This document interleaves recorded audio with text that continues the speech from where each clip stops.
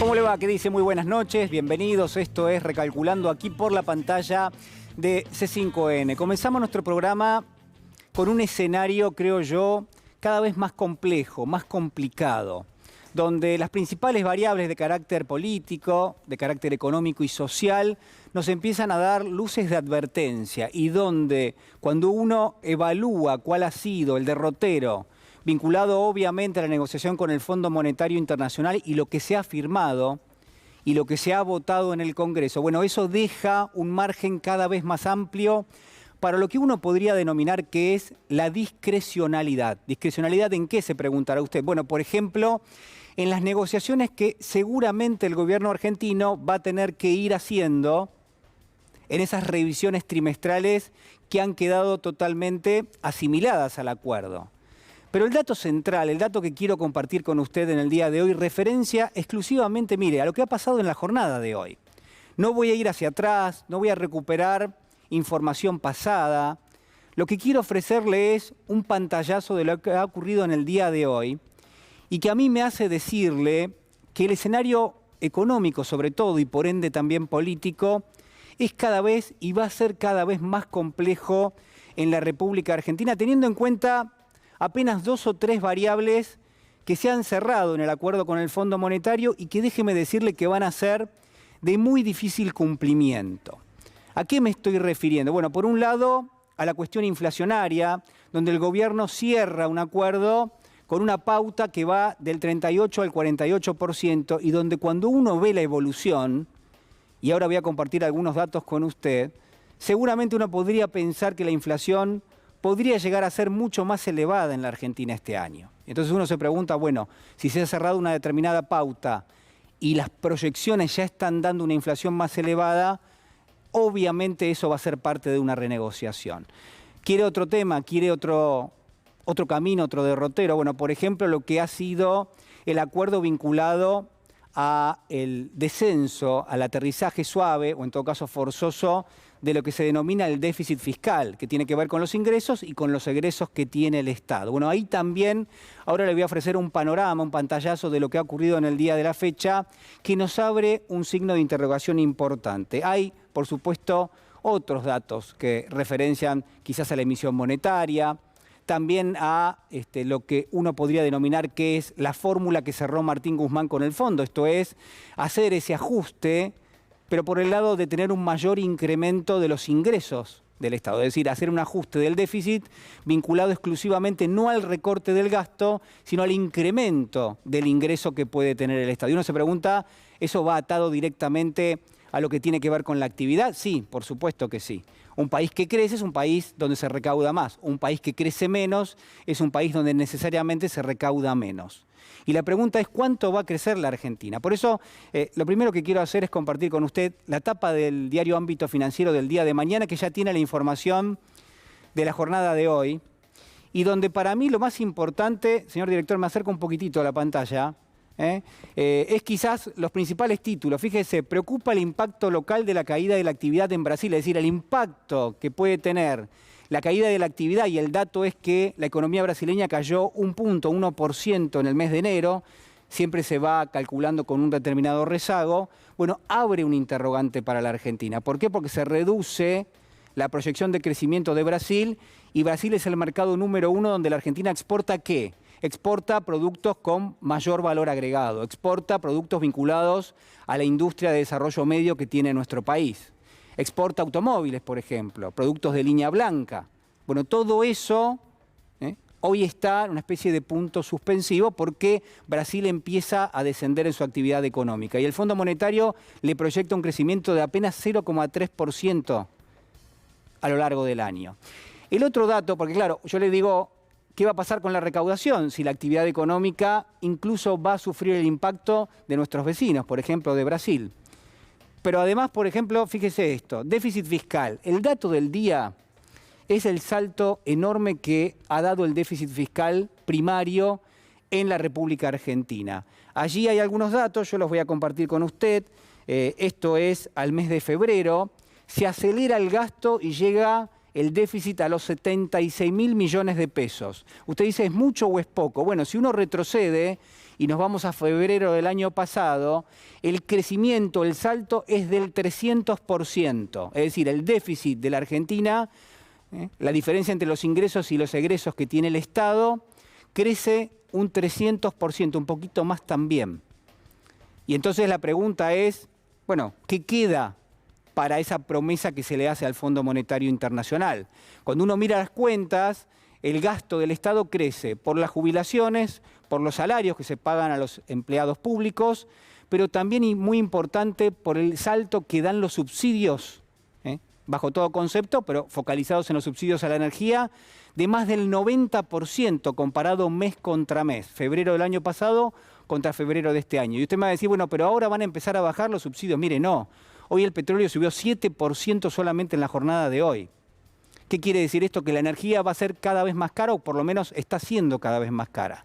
Entonces, de las promesas que se zanjaron, la pregunta es cuáles son los márgenes que van a dejar esas promesas dentro de lo que es el marco de una renegociación con el Fondo Monetario Internacional, la revisión trimestral que se les dice. Y entonces uno se encuentra con un plan de gobierno. El gobierno le declara la guerra a la inflación, eso está muy bien porque muestra un gobierno que está enfocado en lo que verdaderamente importa, pero cuando uno revisa las medidas, la verdad es que hay mucho de medidas que ya se han tomado en el pasado y que han tenido, uno puede decir, un impacto, en todo caso, desigual. Vamos a escucharlo al ministro de Desarrollo Productivo, a Matías Culfas, en el día de hoy, anunciando una de esas medidas. A ver. Se definió entonces conformar un fideicomiso, un fondo. ¿Qué significa esto? Bueno, básicamente incorporar recursos a un fondo fiduciario que va a tener como objetivo central subsidiar el precio de la harina en el mercado interno para poder conservar los precios que ven el mes de febrero. Y de esta manera que las industrias que se abastecen de harina de trigo puedan seguir teniendo los precios que tenían en febrero para poder seguir ofreciendo en la góndola, en el comercio del barrio, el pan, los fideos, la harina al mismo precio, a precios similares a los que había en el mes de febrero. Luego de un intercambio bastante intenso, convinimos en darnos 24 horas. En 24 horas se va a clarificar de esos incrementos cuáles son justamente responsabilidad de la industria alimenticia, cuáles son responsabilidades de intermediarios, de cadenas mayoristas y cuáles de los minoristas. Y obviamente todos esos aumentos que han sido adoptados de manera injustificada tienen que ser retrotraídos. Bueno, el gobierno viene de anunciar una suba, que en rigor no es una suba, sino que es que se elimina un diferencial que se le daba a un sector de la cadena de la soja, un sector que le agregaba valor, pero cuando uno mira cuáles son las empresas, en apenas 5 empresas son las que concentran el 70% de la exportación de harina y aceite de soja. Es decir, que era una especie de premio que se le daba, porque se le restaba 2 puntos de las retenciones, para que agreguen valor. Pasa que está muy concentrado ese mercado. A eso el gobierno le agrega medidas en el día de la fecha. La primera, la que escuchábamos recién, esto es precios de referencia para el pan, para los fideos y para la harina, ¿no? Esos son los precios de referencia. La búsqueda es, por ejemplo, que el kilo de pan retroceda en el precio de referencia hasta los 180 o los 200 pesos, cuando hoy uno en una panadería por ahí los consigue por 300 pesos. Vamos a ver si esto definitivamente se logra. Pero además, como decía recién el ministro, se le pide a numerosas empresas de alimentos que bajen precios de un listado que presentaron en los últimos días en distintos supermercados, donde se registran aumentos de hasta más del 20%. Porque yo ayer decía 24%, hay algunos incrementos del 24%. Y uno dice, ¿pero por qué aumentar? Bueno, por las dudas, para cubrirse y porque en el marco de la negociación, cuando uno aumenta 24 y viene el ministro y te pide, ¿me bajás los precios? Por ahí se termina redondeando que se bajan un 18 y quedan algunos puntos, o que se bajan un 15 y quedan algunos puntos en el listado, ¿no? Y ese mecanismo las empresas lo tienen bastante desarrollado. Por último, el secretario Feletti va a anunciar en las próximas horas un plan para que exista una canasta de 60 productos en los comercios de cercanía con precios máximos, con precios de referencia también. Es decir, que las medidas que está tomando el gobierno uno podría aplaudirlas y de hecho me parece que son importantes y está claro que hay que acompañarlas. Es decir, el rumbo está bien. La pregunta es si son todas las herramientas de las que dispone el Estado en este momento. ¿Para qué? Bueno, para confrontar con una situación totalmente excepcional. Es decir, acá no hay una normalidad. Acá uno podría decir que está todo por fuera de lo ordinario, que es extraordinario. Desde el impacto que tiene la guerra, pero además el contexto de carácter monetario, la suba de las tasas en los Estados Unidos, que no son nuevas. Esto también es importante. El ministro decía, bueno, nos sorprende. La verdad es que no sorprende. El mundo entero discute la inflación. A ver, señor director, si podemos ver el listado de países y lo que son las proyecciones de inflación que hay en el mundo, donde usted va a decir, bueno, pero tienen inflación por debajo de la que tiene Argentina. Claro, ya la tenían por debajo de lo que lo viene registrando Argentina, pero de todas maneras muestra que el fenómeno inflacionario ya se veía, esto no es nuevo. Esto tiene que ver con la emisión brutal que ha hecho los Estados Unidos para tratar de rescatar a numerosos sectores, pero sobre todo al sector financiero, que podía tener, creo yo, una recesión realmente importante a partir de lo que fue el impacto de la pandemia. Estados Unidos utiliza su maquinita que le sirve a Estados Unidos, el mundo ahorra mucho en dólares y eso entonces le permite no ser tan inflacionario, pero en algún momento se les va la mano y la inflación está. Y a eso hay que agregarle el angostamiento de la oferta en muchas materias primas que hace que los precios suban y por ende también ahí hay presión inflacionaria. Y estos dos factores ya se veían. Digamos, esto no es nuevo. Por eso a veces llama la atención que el propio gobierno diga, bueno, este es un escenario que no lo podíamos prever. La verdad es que mucho de este escenario sí se podía prever, otro tanto la guerra, por ejemplo, en Ucrania, los aumentos siderales en materia de energía, la verdad es que no. Pero este es el dato, ¿no? Fíjese, a ver, señor director, si lo podemos ver, la inflación en el mundo, y con esto voy terminando, Canadá 5 puntos, Corea 3, Estados Unidos 7,9, hay quienes dicen que Estados Unidos va a arrojar cerca de 9 puntos este año, o puede ser un poquito más también, Colombia 8, Perú 6,7, Brasil 10,4, Brasil tiene una inflación creciente, Chile 7,8, es decir, acá ¿cuál es el registro? El registro de los países que no tenían problemas con la inflación, hoy empiezan a tenerlo. Los países que ya tenían lo ven mucho más agravado y profundizado. El caso de Brasil, que tenía poquitos puntos de inflación, hoy ya tiene más. ¿Qué hacen los bancos centrales del mundo? Suben las tasas de interés. ¿Esto qué genera?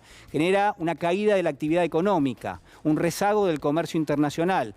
¿La Argentina puede crecer en ese contexto? Bueno, si puede crecer, va a crecer menos de lo que por lo menos se preveía hasta ahora. Y esto es lo que están advirtiendo muchas entidades, entre ellas el propio Fondo Monetario Internacional. Uno se pregunta, bueno, si el propio fondo tiene los papeles para tratar de alguna manera de diagnosticar qué es lo que va a pasar en el mundo.